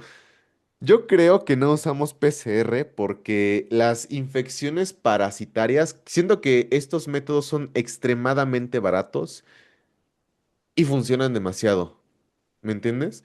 Entonces, además de que las enfermedades parasitarias están muy asociadas a países en vías de desarrollo y muy asociadas a individuos como con bajo estrato socioeconómico, entonces, con muy poquita probabilidad, uno de estos pacientes que requiera este tipo de exámenes te va a poder pagar una PCR o incluso el sistema de salud no va a querer pagarte una PCR cuando tenemos métodos más fáciles que podemos hacer en menos tiempo y que no son igual de igual utilidad.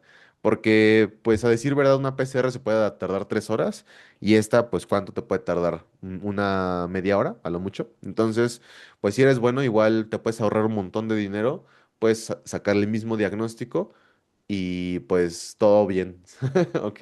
Entonces, bueno, por eso no se utiliza tanto la PCR, pero es una buena pregunta. Sí, también el costo, justamente. Y por acá tengo otro, ¿separa? ¿Separa qué? Ayer no entendí, ya creo que este fue un comentario desde mucho antes.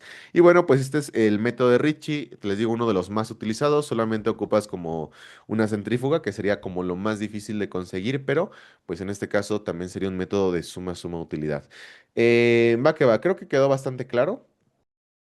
Entonces podemos pasar ahora sí al método de Faust, que ya sería el último que veríamos el día de hoy para terminar con nuestra clasecita, ¿ok? Entonces, el método de Faust.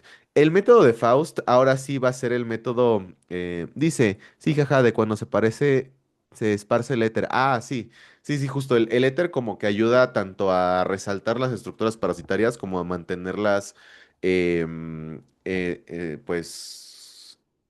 pues sí, íntegras, ¿sale? Y bueno, pues ahora sí les digo, vamos con el método de Faust.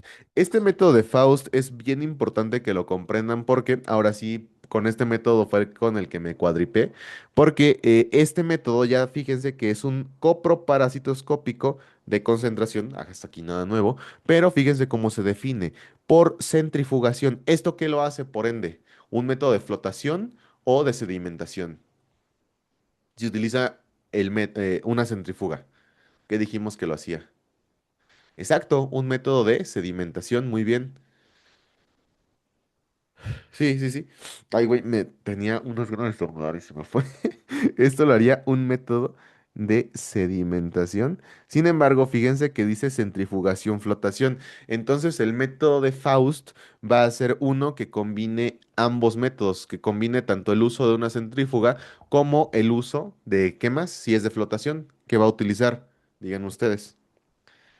De sedimentación y el uso de una centrífuga. ¿Y qué utilizaban los métodos de flotación? Exacto.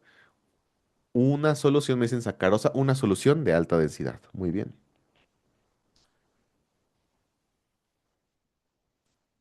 muy bien, perfectísimo. Entonces, de manera general, aquí en esta diapositiva vamos a poner que se trata de un método cualitativo. En primer lugar, todos son cualitativos. Cualitativo.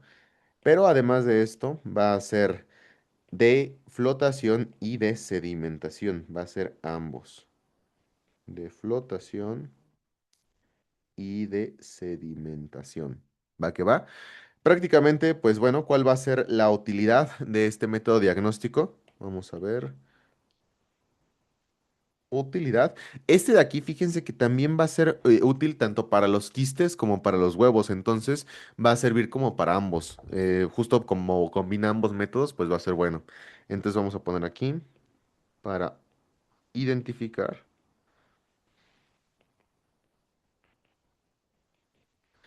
tanto quistes como huevos. De hecho, este método de Faust es muy utilizado para identificar quistes específicos de un microorganismo conocido como Giardia lamblia. Entonces, si quieren, eso lo ponemos aquí adelante para que no se nos olvide. Y las limitaciones, vamos a verlo por aquí. Las limitaciones de este método. Primero es que no va a identificar trofozoitos, pero bueno, prácticamente eso lo agregamos como limitación para cualquier método diagnóstico que no sea el método directo. Pero también, de hecho, una de las limitaciones muy grandes es que huevos muy pesados no los va a poder identificar. Como al final este método sí utiliza una centrífuga y sí utiliza un método de flotación, pero al final lo que como termina es como método de flotación, entonces los huevos pesados casi no los va a poder identificar, ¿sale? Ahorita vamos a ver a qué nos referimos con los pasos, pero prácticamente si nosotros ya comprendimos los métodos anteriores, es como hacer un mix de eso, ¿sale? Entonces fíjense, va a ser exactamente lo mismo, ya lo vamos a conocer y hasta ya vamos a saber qué será la siguiente parte. A ver, vamos a hacer ese ejercicio. Quiero que traten de que su apunte tenga más o menos el mismo zoom que el mío, más o menos así, para que no vean lo que sigue. Y vamos a ver si podemos ir construyendo las partes de acuerdo a lo que hemos aprendido y a ver si nos queda claro cómo funciona cada cosa para poder, pues hacer este método diagnóstico. Entonces, primero, ¿qué es lo que harían? Digan ustedes. ¿Cómo empezamos todo buen examen coproparasitoscópico? Poner la solución mientras revolvemos. Regrésele tantito, porfis. A ver. Sí, le regreso 5 segundos. Doc, ya sé mi pregunta era por qué no usábamos Western Blot, los confundí, poniendo la popó. Ah, es que al fin y al cabo son métodos un poco más, son métodos más avanzados y fíjense que les digo, o sea, las poblaciones que tienen parásitos son poblaciones muy vulnerables, entonces no es tan fácil tener métodos diagnósticos tan complejos como un Western Blot, una PCR, a las que estamos bien acostumbrados, pero la realidad de México es otra, entonces pues por eso, es más, no es porque no queramos ni porque no sirvan, más bien porque hay cosas más baratas, más eficientes y pues así. ¿Sale? Entonces, efectivamente, como ustedes lo dijeron al inicio y el primer paso, pues será hacer el mix de todo, ¿no? Poner los respectivos gramitos de popó en nuestra muestra y en este caso también vamos a utilizar solución salina, ¿ok? Entonces, fíjense. Nosotros vamos a poner solución salina o incluso agua de la llave. Se llega a describir en este método, más o menos 10 mililitros y 2 gramos de heces, mientras nosotros los revolvemos. Después de esto, ¿qué es lo que seguía si nosotros queríamos centrifugar? Cuéntenme ustedes. Si quisiésemos centrifugar, ¿cuál es el siguiente paso? ¿Lo metemos directo a la centrífuga o le hacemos algo a esta muestra que está por aquí? Digo, ya está homogeneizada, ya tiene pues la popó, ya tiene el agua. ¿Ustedes le harían algo antes de meterla a una centrífuga? A ver por acá, me dice Sof. Con, con una gasa encima, exacto. Antes de meterla a la centrífuga, la debemos de filtrar, porque esta solución, o sea, esta agüita con popó que acabamos de hacer aquí, esta porquería, de hecho, pues ha de tener un montón de cosas, o sea, de que ha de tener ahí la semillita de, de cosas que no me quiero imaginar. Entonces, pues justamente un segundo paso sería filtrar dicha solución, ¿sale? Entonces, paso número 2, el filtro. Y este filtro se puede hacer justo como nos decía Sof, con una gasita. Yo así lo hacía en nutrición, con unas gasas, a veces poníamos 2, 3 gasas, o laboratorios muy pros tienen rejitas como pues de metal, pero pues no manches, o sea, la verdad es que las gasas sirven un buen. Entonces filtras la solución y ya te quedas con una solución filtrada. Después de que tienes esta solución filtrada, ahora sí, el tercer paso es meterla directamente a la centrífuga. ¿Sale? Ahora bien, una vez que nosotros la metemos a la centrífuga, ¿qué es lo siguiente que debemos hacer? ¿Cómo sale una solución? Les decía, luego de centrifugarse. Con el... ¿qué dos elementos tiene? Un drink. ¡Ah, no! No, un drink. ¿Qué dos elementos tiene al final, con lo más pesado abajo? ¿Cómo se llamaba lo más pesado y cómo se llamaba lo que se decanta? Porque hay como dos partes pues sí, de esto. ¿Cómo se llama esta parte de aquí abajo? ¿Y cómo se llama esta parte de acá arriba, que sale al final separada por la centrifugación, justo? Y aquí vamos a tener los quistes, ¿sale? Se le llama pellet, muy bien. El pellet es este de aquí abajo. Y el sobrenadante, pues es lo de arriba. Entonces, ¿qué es lo que hacemos? Decantamos el sobrenadante. Siempre que saquemos algo de una centrífuga, siempre se debe de decantar el sobrenadante. Entonces, pues el cuarto paso es exactamente ese, ¿no? Decantarlo. Vamos a poner así como de cuarto paso, decantar. Y cuando nosotros decantamos y quitamos el sobrenadante, pues evidentemente nada más nos quedamos con el pellet. Entonces, lo que hacemos a continuación es un poco extraño porque, bueno, nosotros vamos a tener entonces nuestro pellet. Vamos a ponerlo por acá. Ya nos quedamos con una solución únicamente con pellet, que serían como las estructuras más pesadas y más densas. Y resulta que lo vamos a poner otra vez sobre una... vamos a hacer otra centrifugación, pero resulta que en este paso ya nosotros vamos a agregar la solución que nos faltaba, esa solución de alta densidad, y va a ser justamente esta de aquí. Esta va a ser la solución de alta densidad. Y si ustedes lo quieren saber, se utiliza el sulfato de zinc. Entonces, nosotros vamos a agregarle sulfato de zinc al pellet que anteriormente teníamos. Y aquí les va una pregunta a ustedes. Ustedes están viendo pues justamente la centrífuga ahorita, ¿no? O sea, de que están viendo esa centrífuga. Evidentemente lo vamos a centrifugar. Eso quiere decir, este, que en un séptimo paso justo lo vamos a centrifugar. Entonces, ¿ustedes qué se imaginarían? ¿Meterían así esta solución o no? ¿O qué harían antes de agregar, o sea, o qué harían después más bien del sulfato de zinc y antes de meterlo a la centrífuga?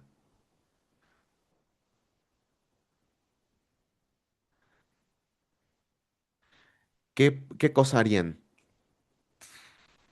No, filtrar otra vez. No, ya no tiene ningún caso filtrar porque las estructuras que quedaron aquí dentro ya son muy chiquitas como para pasar los filtros. Por eso están ahí. Un filtrado sí lo podrías hacer, pero no cambiaría absolutamente nada. Si tú vas a meter una centrífuga, lo meterías así tal cual, con el pellet concentrado aquí abajo y con la solución aquí arriba. La respuesta justo es que no. Lo que se hace es mezclarla, es homogeneizarla, ajá, revolverla. ¿Por qué? Porque, o sea, de nada sirve, de nada sirve pues meterla a centrifugar si está esto. Y es muy interesante porque entonces cuando nosotros la revolvemos, pues ya no va a estar así, ¿no? Sino que pues va a ser una solución pues totalmente diferente, que va pues a tener pedazos de poposita, pedazos así, pero también los quistes por todos lados porque la acabamos de revolver. Entonces, posteriormente, pues ahora sí la metemos en un séptimo paso a una centrífuga. Y aquí ocurre algo bastante interesante, porque ¿qué se imaginan que va a pasar una vez? ¿O cómo se imaginan que va a salir finalmente, pues, este resultado? A ver. No, un shot antes de entrar a la centrífuga. Ándale, nos echamos un shot antes de entrar a la centrífuga, antes de meterlo a la centrífuga. No, lo probamos, ¿no? Que esté bien de pH. Ah, el pellet de abajo. Ok, vamos a tener efectivamente un pellet. Después, ¿qué se imaginan que vamos a tener arriba del pellet? El sobrenadante. Que habíamos dicho de qué es el sobrenadante.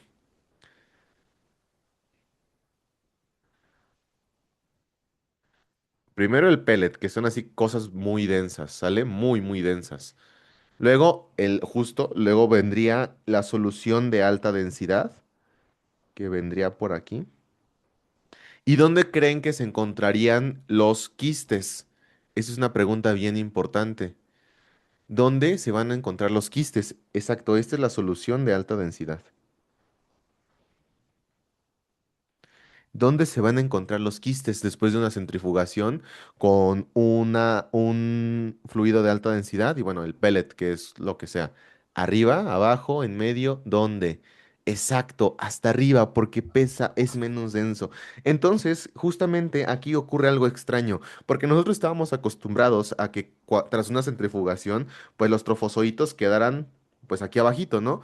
Pero eso es algo que no sucede con la centrifugación en este paso en específico, pero ¿por qué? Porque utilizamos una solución de alta densidad y eso cambia totalmente las reglas del juego y van a hacer justamente como ustedes me están diciendo que las estructuras parasitarias pues al final queden flotando en este fluido de alta densidad. Algo que no les comenté hace un momento es que se llena más o menos hasta que quede un espacio de 1 centímetro, o sea, de que 1 centímetro para cerrar.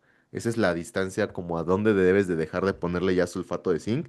Y bueno, una vez que ya están flotando nuestros quistes, pues lo que pasa es que seguimos teniendo como 1 centímetro de espacio. ¿Y cómo se imaginan ustedes entonces que vamos a terminar este método diagnóstico? Ya se lo saben, o sea, esa historia ya se la saben. ¿Cómo terminamos un método de flotación? Porque ahora ya pasamos el método de sedimentación, falta terminar justamente con el método de flotación.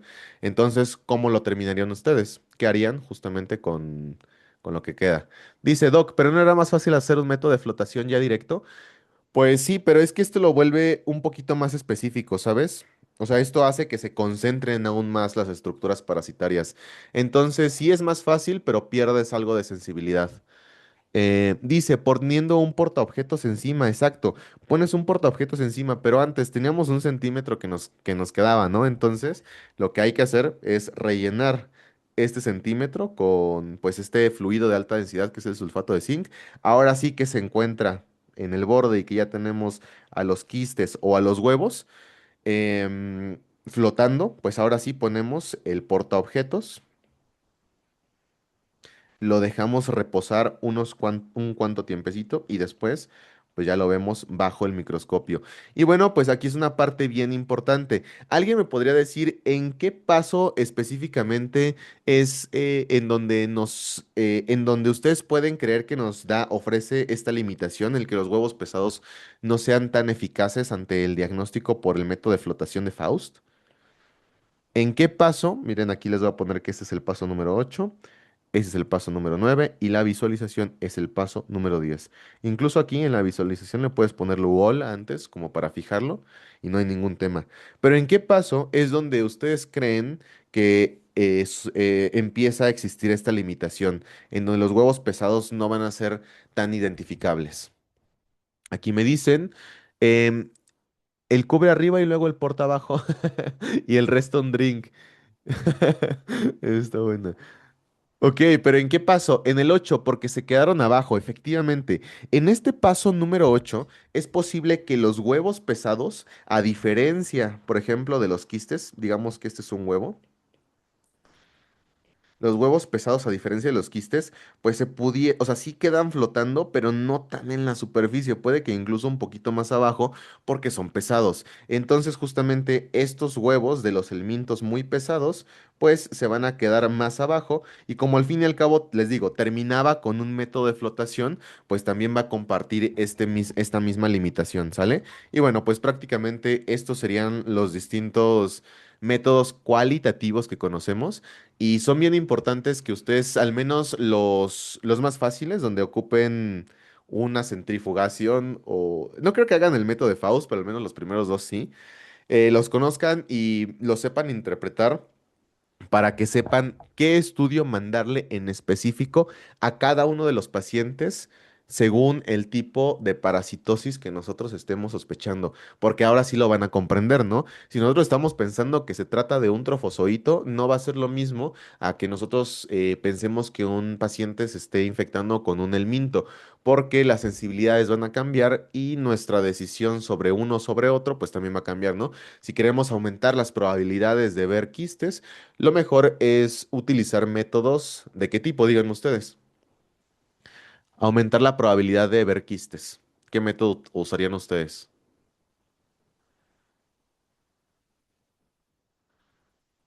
Exacto, de flotación, muy bien. Y más bien si queremos ver huevos del mintos, lo que nos convendría es utilizar métodos de sedimentación, ¿sale? Entonces, bueno, pues eso es lo que aprendimos de manera muy importante el día de hoy. A ver, tengo bastantes comentarios, voy viéndolos uno por uno. Dice, ay, yo no entendí la finalidad del método. Se podría decir que separamos la muestra en una parte ligera, quistes, parte media, en una parte ligera, quistes, Parte media con solución de alta densidad con huevos no pesados y pellet con huevos pesados. Ah, no, los huevos, normalmente los huevos pesados son estos. Estos son los huevos pesados. Los huevos normales o ligeros, o los huevos, sí, pues X, sí flotan bien. Los huevos pesados se pueden encontrar un poquito abajo de la solución de alta densidad, ¿sale? Sí están flotando, pero no totalmente en la superficie. ¿Y qué es el pellet? O sea, el pellet es como el coso que sobró. Y el pellet no es algo en específico, o sea, depende de la muestra biológica que utilices, el pellet puede ser diferentes cosas. En este caso, como utilizamos heces, el pellet pues va a ser materia fecal y ya, o sea, grasa, o sea, gotas de lípidos, popó, restos de comida, etcétera, ¿sale? Eso va a ser el pellet, prácticamente. ¿Va que va? A ver, aquí tengo otra duda. Dice Doc, ¿cuál sería la diferencia de hacer un método de Shitter versus uno de Willis? Veamos, el método de Shitter pues era justamente el de sacarosa y el método de Willis era este de aquí, fíjense, el de salmuera.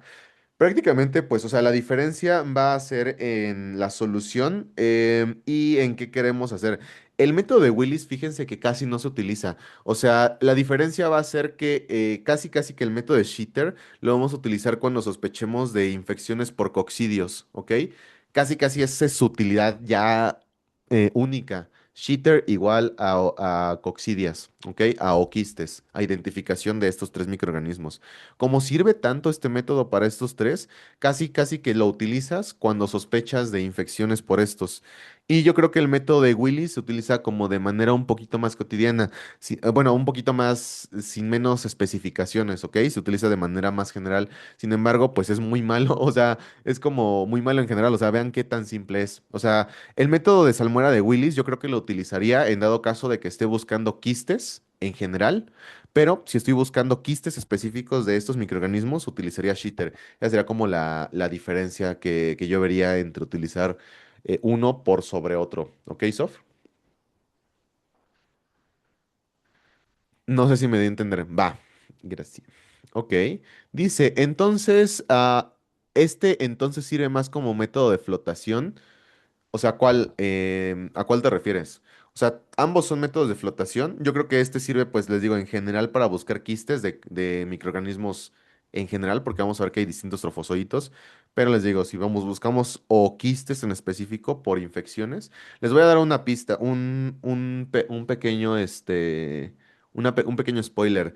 Cryptosporidium resulta ser el microorganismo que causa más infecciones gastrointestinales en los pacientes con VIH. Entonces, si nosotros, a ver, pregunta seria, paciente con VIH que deja de ver, ¿en qué pensamos?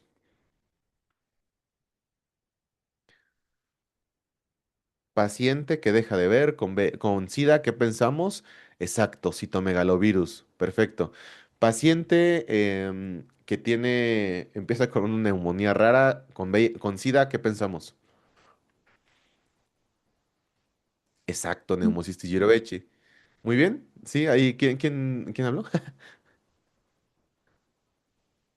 Ah, caray, ya no escuché. Bueno, No, yo iba a decir que era neumocistis.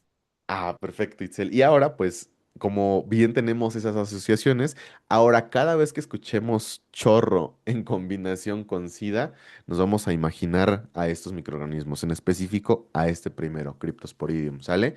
Entonces, bueno, ahora sí, respondiendo un poquito más, ¿y por qué les decía esto? Entonces, si yo tengo un paciente con SIDA que tiene chorro, tal vez me conviene en primera instancia hacer un método de Sheeter sobre un método de Willis, ¿saben? Porque pues la población me indica que esa podría ser un mejor uso de este método diagnóstico de aquí arriba.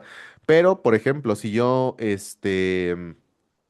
quiero identificar un quiste por otra infección que no sea esa y no tengo un paciente con SIDA, pues ahí sí la probabilidad de distribución de microorganismos cambia y tal vez el método de salmuera de Willis sea funcional. La verdad es que cuál se utiliza uno sobre otro podría ser esto, pero también la disponibilidad de los materiales y también el lugar. Muchos lugares ya están acostumbrados a hacer un método u otro, entonces pues sí, eso llega a pasar bastante, ¿ok? Dice, SIDA siempre tiene que protagonizar los temas, sí, o sea, es que SIDA creo que es como es un virus bastante celoso, creo yo. Cada vez que nos vamos olvidando de él, nos llama la atención de nuevo, ¿no? Como que nunca nos suelta. Va a ser nuestra relación. Es la relación tóxica de infecto. Es como el parásito que siempre, el microorganismo que siempre está ahí. Que sabes que, que es malo, que siempre está chingue y chingue, pero nunca te cansa, ¿sabes? Yo así lo veo. Dice. Creí que Faust era el que dijo que era la combinación de... Ah, no, no, no, no, no, perdón. Sí, ese fue mi error. Ese fue mi error. Faust es la combinación de ambos. Richie es de flotación. Salmuera de... No digo, Richie sedimentación. Salmuera y Shitter de flotación. ¿Ok? Dice el ex que no se puede olvidar. Basta. Ok, bueno, pues alguna otra duda, comentario de los métodos cualitativos. Les digo, este es un tema muy diferente a lo que hemos visto. Métodos diagnósticos, de verdad, pues totalmente es un mundo, es un punto de aparte a lo que hemos conocido. Pero espero yo pues que hayamos entendido más que nada pues el fundamento y por qué es que cada método diagnóstico, y bueno, comprender por qué cada método diagnóstico sirve para cada cosa en específico, cuándo indicarlos y cuándo, pues, no, o sea, cómo diferenciar. Entonces, a ver, aquí tengo un comentario. No, ya vámonos, faltan 3 minutos para los de Nato. Va que va. Pues entonces, nos estamos viendo el día sábado. Yo voy a poner la votación para que decidan ustedes si empezamos a las 6:30 o a las 7 y pues seguimos con las clases. Y bueno, pues el día de hoy les dejo esta pintura de Monet que se llama Impresión, o sea, está muy bonita. Tiene una historia muy interesante que no la conocía, entonces bueno, pues espero que también les guste y nada, disfruten el resto de su dominguito, lo que queda de su último domingo sin depas. Chale. Y pues nada, nos estamos viendo el siguiente fincito. ¿Va que va? Súper. Cuídense un buen. Nos estamos viendo. Bye. Bye, Doc. Bye. Cuídense. Ay, De nada. Que Dios nos acompañe. Ustedes van a poder. Bye, bye. Bye, Vero. Nos vemos, chicos. Cuídense. Vean estos, ustedes son súper hermosos. Y bueno, pues nada, en las personas que se quedaron todavía en la grabación, que tengan un excelente día, los quiero un buen, y espero que les haya gustado también un montón la clase. Entonces, ya saben, cualquier duda de cosas que hayan quedado pues no claras en esta clase o en clases que les hayan dado los profesores o simplemente dudas de la vida y de microbiología, saben que tienen mi teléfono, ¿ok? Y pues nada, cuídense. Un saludote.